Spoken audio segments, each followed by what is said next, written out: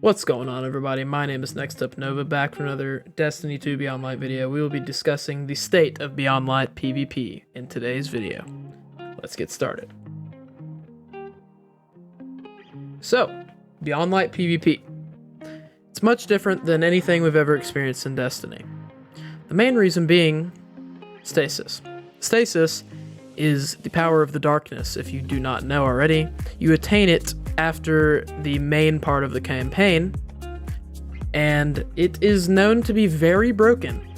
So I will be discussing my opinions on it and where I believe PvP will be headed and where it is now. So, right now, Destiny 2 PvP is very balanced in terms of weapon, gunplay. And I believe that stasis is balanced, but there is one exception to that. The Warlock class. Yes, I am a Warlock main. I will admit, stasis is very, very, very overpowered on Warlock. Not the super. The super is pretty good, but it's not insane. I will personally say that the Warlock super is pretty balanced, honestly. The melee and the grenade, obviously each class has similar grenades. So I would definitely say that the melee is the most broken thing that we have, because if you throw it right at someone, it will instantly freeze them and there's nothing they can do for at least 5 seconds. And after those 5 seconds, they take damage, meaning there's pretty much no way out of that situation if someone hits you with it and can get a clean shot with their gun or melee. So, weapons. I'm very, very, very excited about the 140 meta / the pulse rifle meta. Obviously, yes, no time to explain. Vigil and Swing are even more busted now. They're absolutely ridiculous. Very, very overpowered. But you also have the 140s, which hit very strong, such as Thorn. Thorn was actually not as powerful last season with 150. With a 140, it has the potential to 2-headshot one body as a 140 hand cannon. So, basically, hand cannons are much more powerful, I believe now. They don't shoot as fast, but they have a lot more potential, such as True Prophecy, and also Ace of Spades, Dire Promise. Those are also very, very good options for you to use. Another good option would definitely be Spare Rations if you're into quick play, comp, scrims, anything like that. Any non-pinnacle PvP like Trials. So, hand cannons 140s, very good, not broken, definitely pretty balanced, I believe. Pulse rifles hit a little bit hard, but I feel like they're easy to counter. Stasis, it's hard to counter. I do really enjoy it. So, with that being said, I think PvP is very balanced. Where it's headed, stasis, at least on Warlock, will 100% be nerfed in terms of the time that it takes to freeze something and the time that it takes to break out of it. It takes 5 seconds to break out, and it takes pretty much half of your health away, which I think is a little bit too much, but there's nothing right now that's particularly unbalanced or broken, such as 600 RPMs last season. The slight nerf to 600s really did make a big difference in the use, in terms of people are just not using it as much anymore. In terms of Hard Light, Gnawing Hunger, Summoner, those just aren't being used as much, and I personally really like that. Also, the changes with sniping made sniping a little less OP, which I like, because it makes it a little more interesting. They did tune it a little bit, so we're all gonna have to get used to it. It's gonna be a new experience. So we're gonna talk about my current loadout. My current loadout is Ace of Spades and Fellwinters. That is my main loadout.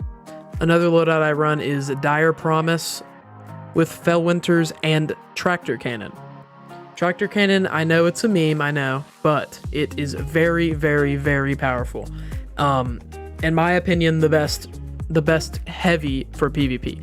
The reason being is because you can suppress a super and kill a super at the same time, which is very, very, very broken. Also, it weakens enemies. So, if you need to team shot and you end up dying with the tractor and you hit them, even if you don't kill them, it weakens them, allowing your teammates to hit them with precision damage at all times. So that is very broken, so definitely something you need to think about. Also, in the gameplay here, the brand new machine gun acquired from Empire hunts from Varix. This is a very good machine gun. I will say Hammerhead is a more solid option, but I think this is the second best option, or even the best option, seeming as Hammerhead is now sunsetted.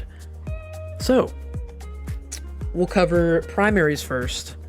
I will say that primary gunfights have greatly increased, from my experience, at least. Secondary / special.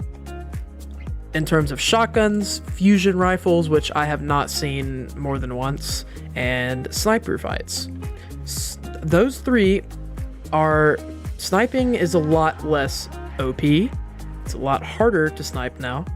So I think shotguns have been the most popular and I believe the most powerful.